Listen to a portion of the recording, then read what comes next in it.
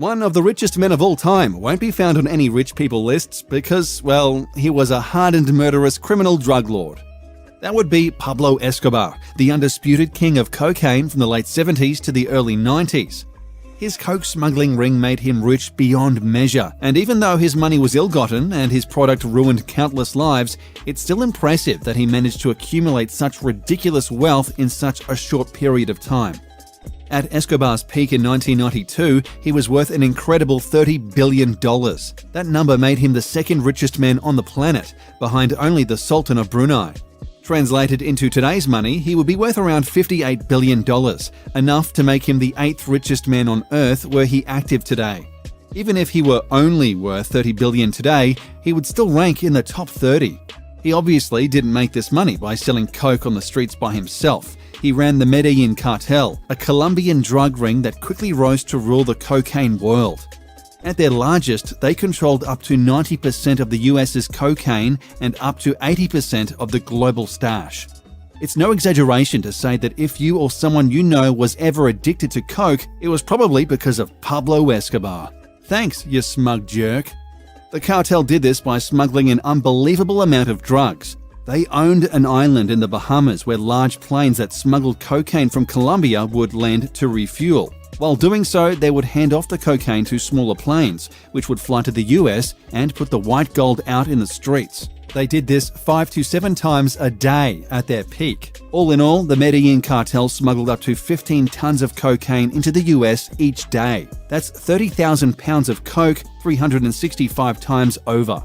To compare, a 2015 California cocaine bust yielded 9 tons of coke worth $200 million. Imagine that, almost doubled every single day for well over a decade. That's an unfathomable amount of money. Indeed, the cartel made up to $60 million a day from their work, since a kilo of coke could sell for upwards of $70,000 on the streets. Meanwhile, it only cost the cartel $5,000 to refine and smuggle each kilo into the States. Even paying their pilots up to $500,000 per flight didn't affect their bottom line. That's because their bottom line was massive. $60 million a day equaled an astronomical $22 billion a year in company revenue. And unlike most multi-billion-dollar companies, whose wealth is mostly tied up in stocks and investments, the Medellín Cartel boasted billions of dollars per year in cold, hard cash. If they turned it all into gold coins, they could have easily swam in it like Scrooge McDuck. That kind of annual revenue would be enough to place the Medellín Cartel high on the Fortune 500, assuming Fortune magazine got into the business of honoring criminal organizations. If they did, Medellín would rank around 140, pulling in more money per year than giants like Visa, Netflix, General Mills, Office Depot, Motorola, Harley-Davidson, and even McDonald's. Sorry, Ronald, you're just going to have to sell more burgers. The cartel had so much money lying around, they spent $1,000 a day in rubber bands to organize the cash into wads. Think of that, $1,000 per day on rubber bands. Do you know what the typical person spends $1,000 a day on?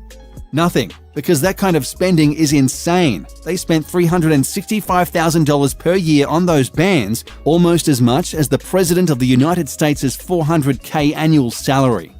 The cartel accumulated so much cash, they had no place to store it all. They couldn't deposit their billions of illegal dollars into a bank without setting off alarms, so they had to find other solutions. They wound up stashing much of it in old warehouses, while other bills wound up buried in fields. Roughly 10% of that money did not survive, being lost forever to water and other elements, ruining them beyond use. If not that, rats would simply chew the dough to shreds.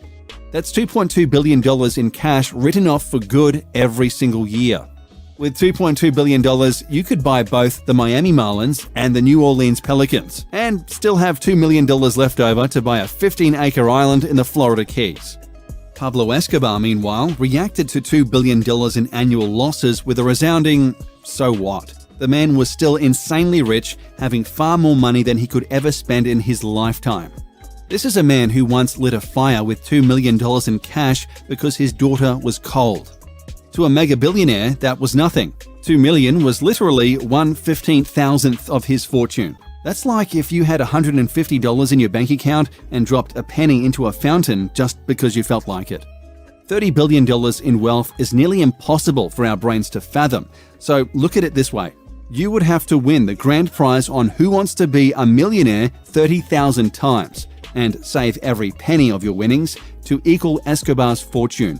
Only you still couldn't match him because you would pay taxes on your winnings, something Escobar certainly didn't bother doing.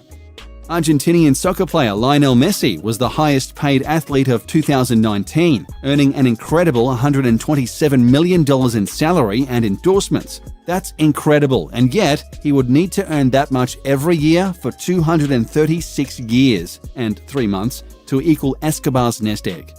The US federal minimum wage is $7.25 an hour. To make $30 billion, a minimum wage worker would need to work 4,155,124,653.75 hours. Assuming a 40-hour work week, that would take 519,390,582 days, or just under 1,422,988 years. Escobar, meanwhile, earned that much in 16 years.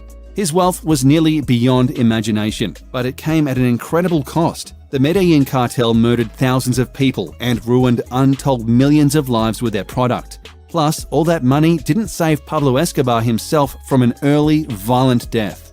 On December 2, 1993, Colombian police gunned him down, and with him went the Medellín Cartel. While we'd love to say that police confiscated his and his company's money, that is simply not the case. Virtually all of Pablo Escobar's fortune remains missing to this day, stashed in various well-hidden locales around the world. If Lara Croft were real, we'd order her to stop tomb raiding and instead search shacks and shallow graves for wads of cash. But she's not, so we're currently stuck not knowing where the money is. The sad fact is, even if we find the money, most of it is likely unsalvageable due to decades of elemental damage. It's also possible the cartel, knowing their time was up, went to their secret hiding places and burnt the piles of money like the Joker. Whatever happened to the money, it's currently not in circulation. Thanks to Pablo Escobar and his Medellín Cartel, the world is untold billions of dollars poorer.